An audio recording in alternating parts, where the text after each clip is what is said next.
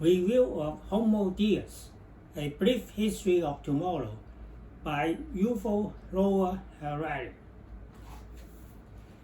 Professor Harari wrote both Sapiens, A Brief History of Humankind, and the present volume, Homo Deus, A Brief History of Tomorrow. In fact, the first book contains not only history, but also some projections about the future. The theme of the second book is on tomorrow, but it also contains some past history.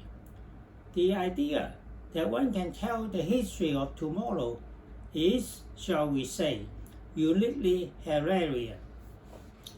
The author begins by stating that in modern times, humankind has greatly reduced the miseries caused by massive famines and plagues.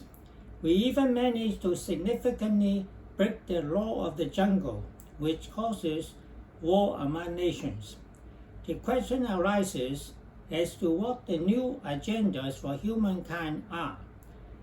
In the author's opinion, humans' next targets are likely to be immortality, happiness, and divinity. These conclusions are arrived at by examining relevant historical events and present-day developments, which also form the basis of some predictions about the future. The author points out that the Universal Declaration of Human Rights, adopted by the UN after World War II, categorically states that the right to life is humanity's most fundamental value. Note that it does not put a limit to the length of life.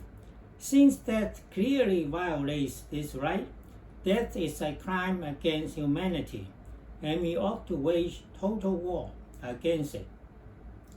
This leads the author to the first new target, that is, treating death as a scientific problem and attempting to put an end to it.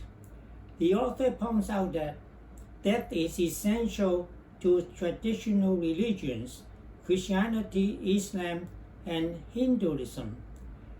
Because Christianity, Islam, and Hinduism insisted that the meaning of our existence depended on our fate in the afterlife, they viewed death as a vital and positive part of the world.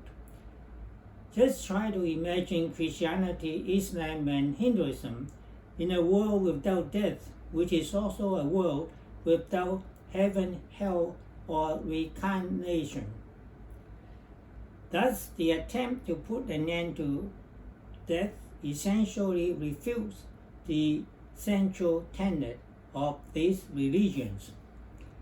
While humankind is far from ending death, it is refutable that modern science and medicine have greatly lengthened the average lifespan of humans.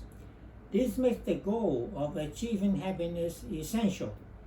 Here, the book contains many pages describing how biologists treat various human emotions and feelings, be it anger, pain, or happiness, in terms of the interaction of neurons in various parts of the brain. For those who are not well versed in biology, these pages are not easy to follow and are somewhat boring.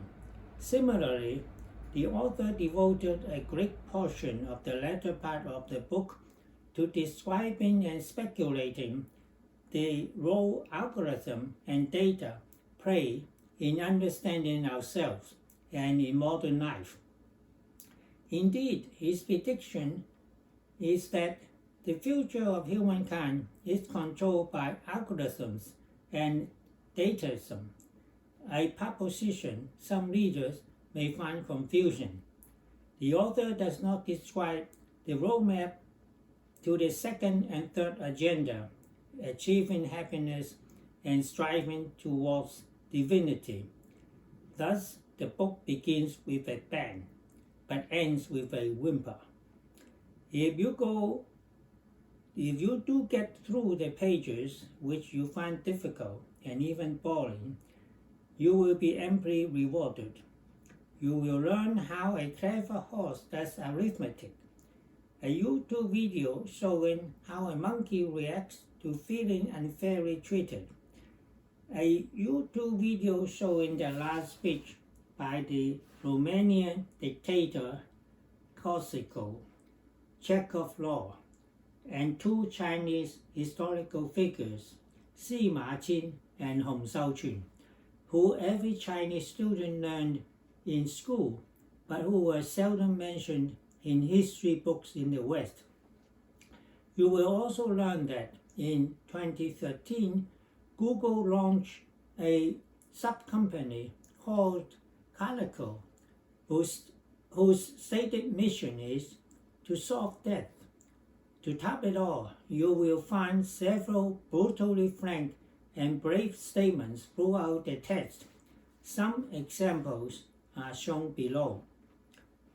Quote, in Luther's day, if you sinned and feared eternal damnation in the afterlife, all you needed to do was open your purse and buy an indulgence. You want an entry visa to heaven? Pay 10 gold coins. You want your dead grandpa and grandma to join you there? No problem, but it will cost you 30 coins. Indeed, even today, when U.S. presidents take their oath of office, they put their hand on a Bible. Similarly, in many countries around the world, including the USA and the UK, witnesses in courts put their hands on a Bible when swearing to tell the truth, the whole truth, and nothing but the truth. It is ironic that they swear to tell the truth on a book brimming with so many fictions, myths, and errors. Another statement, quote, most capitalists would probably dislike the label of religion, but as religions go, capitalism can at least hold its head high.